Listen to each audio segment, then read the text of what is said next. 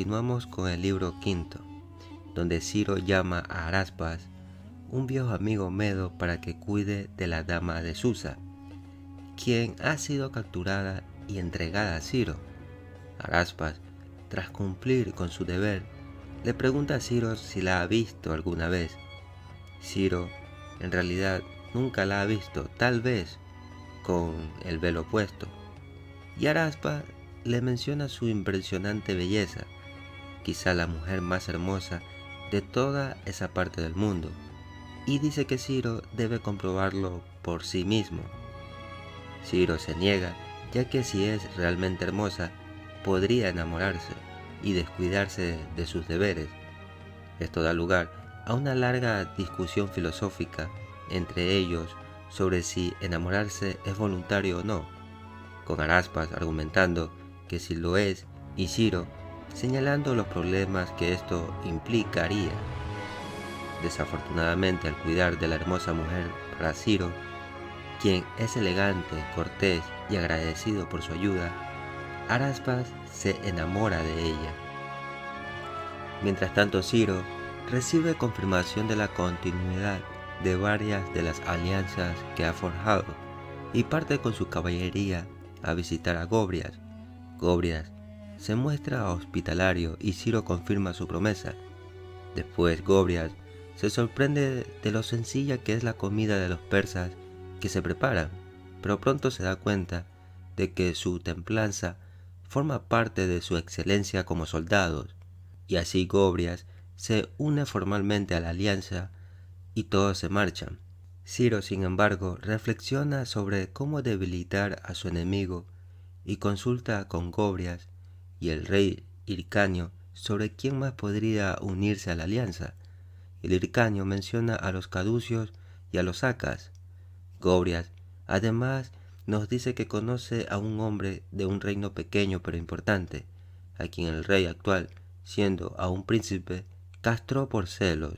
Sin embargo, para llegar hasta él y unir fuerzas, tendrían que marchar juntos a las murallas de Babilonia, una vasta ciudad en manos asirias, capaz de desplegar un ejército incluso mayor que el de Ciro. Ahora, Ciro decide que esto es lo que deben hacer. No deben hacerlo en secreto, más bien deben hacerlo de una manera que atemorice al enemigo. En Babilonia, los sirios se muestran reacios a la batalla, pues aún se encuentran en medio de los preparativos, así que Ciro hace que Gobrias, cuyo cambio de lealtades aún no sea divulgado, y suba a la ciudad y le pide al rey que luche contra Ciro y proteja su país. Pero el rey asirio da una respuesta grosera, así que cuando Gobrias regresa, Ciro le dice que acuda al rey Gádatas cuando pueda, pero que mantenga en secreto cualquier alianza. De esta manera, arreglan que Gádatas refuerce uno de los fuertes asirios clave para entregarlo a Ciro, lo cual éste hace. Esto les permite unir fuerzas con los caducios y los acas. Además, desencadena varias pequeñas reacciones en cadena. Los hircanios, impresionados por el rápido éxito de Ciro, envían más tropas y varias guarniciones asirias más pequeñas y locales se rinden. En ese momento, sin embargo, Gádatas se entera de que los asirios marchan en represalia contra su reino.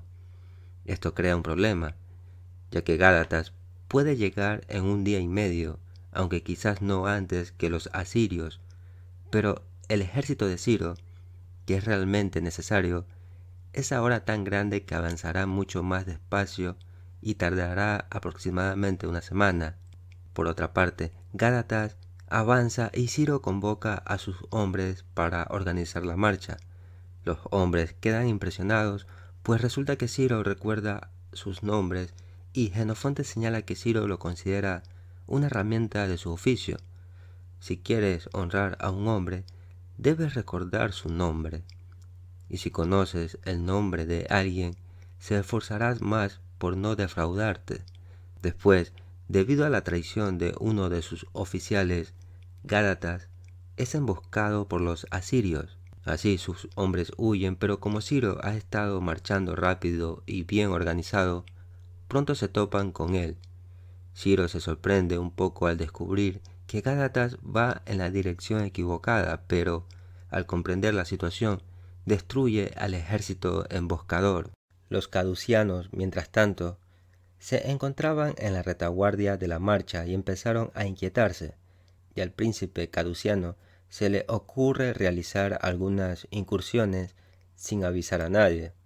Se topan con el ejército del rey asirio, por lo que muchos caducianos son destruidos antes de que puedan regresar al ejército de Ciro. Ciro ayuda a los caducianos a regresar para enterrar a sus muertos, y estos devastan el país en represalia por las pérdidas. En ese momento Ciro envía un mensaje al rey asirio diciendo que si éste permite que los agricultores que han apoyado a Ciro sigan trabajando sus tierras, tratará a los trabajadores asirios de la misma manera. De esta manera los consejeros del rey asirio le suplican que acepte la oferta, por lo que ambos bandos acuerdan que los agricultores tendrán paz y que la guerra solo será entre soldados. Luego Ciro regresa a la frontera entre Asiria y Media y captura 3 fuertes, uno por asalto, otro por intimidación y el otro a través de Gádatas por persuasión. Luego envía a Ciáxares para convocar un consejo de guerra, y Ciáxares está celoso de la enorme alianza que Ciro ha forjado en tan poco tiempo.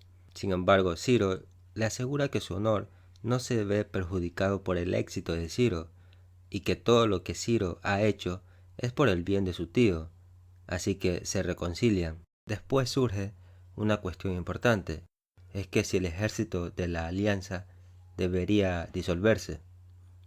Pero existe esa sensación general entre los capitanes, especialmente los líderes hircanios y caducios, de que es importante continuar, incluyendo Gádatas.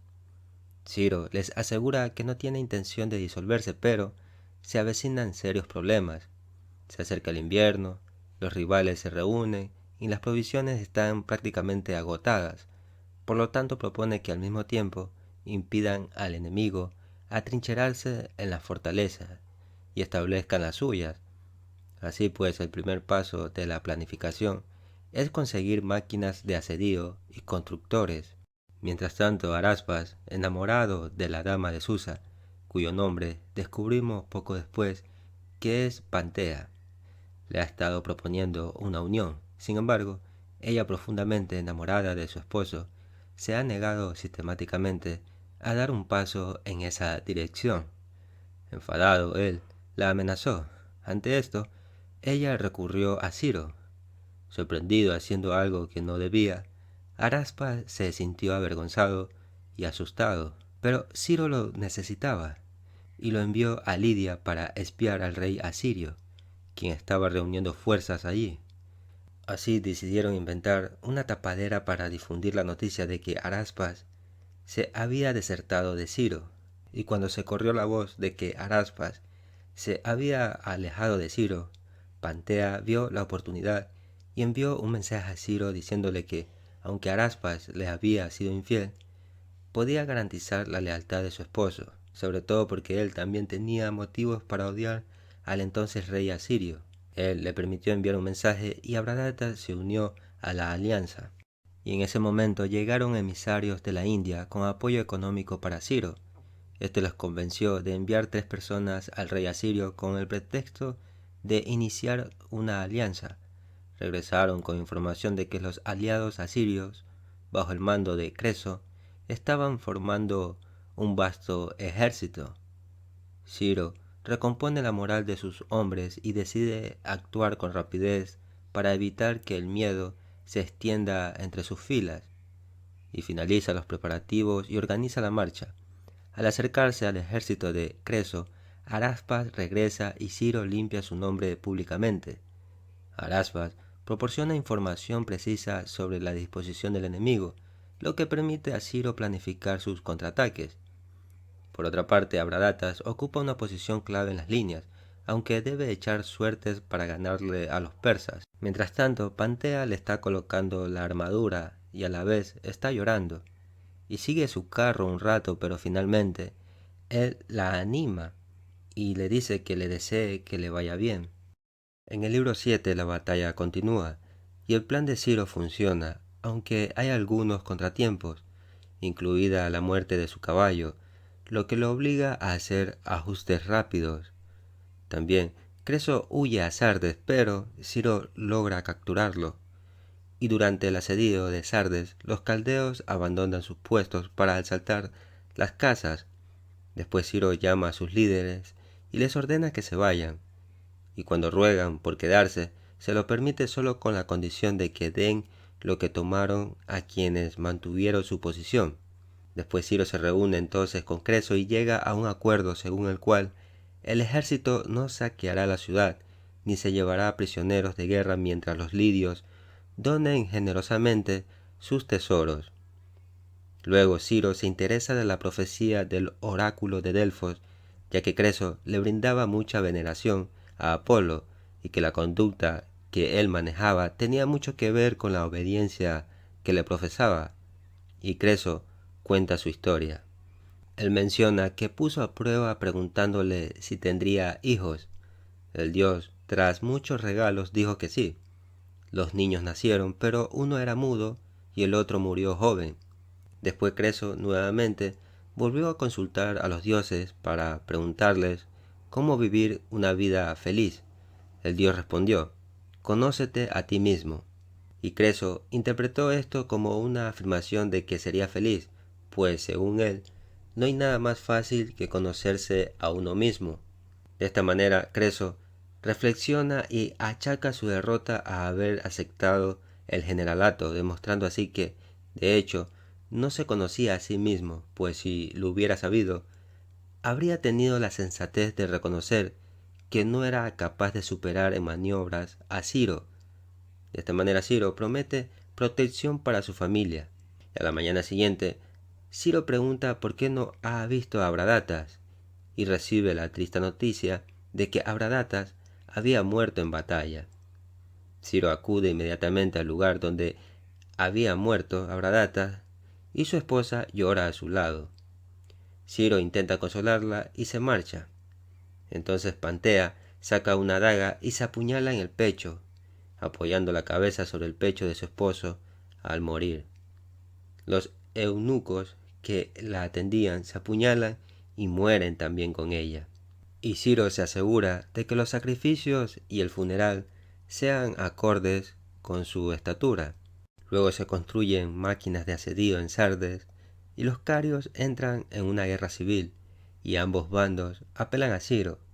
Así se envía un ejército con uno de sus capitanes llamado Aducio para encargarse del asunto, y Aducio afirma a cada uno que su bando era más justo y que era importante mantener su alianza en secreto, y así obtiene permisos para fortificar las fortalezas de cada bando con persas y luego las conquistas, y poco a poco presiona a los líderes para que firmen la paz bajo el manto persa, y al mismo tiempo Ciro envía a otro ejército al mando de Histaspas contra los frigios. Histaspas triunfa y Ciro regresa a Babilonia conquistando pueblos de aquí y allá según se presente la oportunidad. Y al llegar a las murallas de Babilonia, se fija que son impresionantes y bien fortificadas, rodeadas por 3 lados por una muralla y por el cuarto por un río rápido y profundo, y al mismo tiempo estaba almacenada con suficientes alimentos para resistir un asedio durante 20 años. Después, durante esas fiestas babilónicas, Ciro construye grandes trincheras profundas para desviar el río y así capturar la ciudad. Una vez hecho esto, durante la batalla, Gobrias y Gadatas matan al rey asirio, y Ciro se establece como rey de la ciudad. Este es un nuevo tipo de problema para él, ya que Babilonia es demasiado grande, pero inmediatamente se pone a manejar las cosas de una manera habitual. La parte final de la Ciropedia está dedicada a la descripción del sabio reinado de Ciro en tiempos de paz. También reparte regalos generosamente y organiza competiciones entre rivales potenciales para que alcancen grandes hazañas, convirtiéndolos en rivales entre ellos y no en rivales suyos. Además hace que el plebeyo Feraulas organiza una gran procesión y lo recompensa generosamente por su éxito. Y de hecho, tenía la política general de honrar a la mayoría de los que hacían lo mejor, sin importar lo que dijeran de ellos. Una vez que la situación se asentó en Babilonia, emprendió un viaje de regreso a casa, visitando a Ciáxares en Media y a Cambises en Persia. Cambises nombró a Ciro su heredero y Ciro se casó con la hija de Ciáxares. Luego regresó a Babilonia, donde prosperó, y a continuación se describe el bienestar general del vasto país que quedó bajo su control. Jenofonte relata entonces su muerte cuando era muy anciano y muy poderoso. Sin embargo, tras la muerte de Ciro, el imperio se desintegró, pues fue solo Ciro quien lo mantuvo unido. Así Jenofonte termina el libro resumiendo el deterioro de los persas.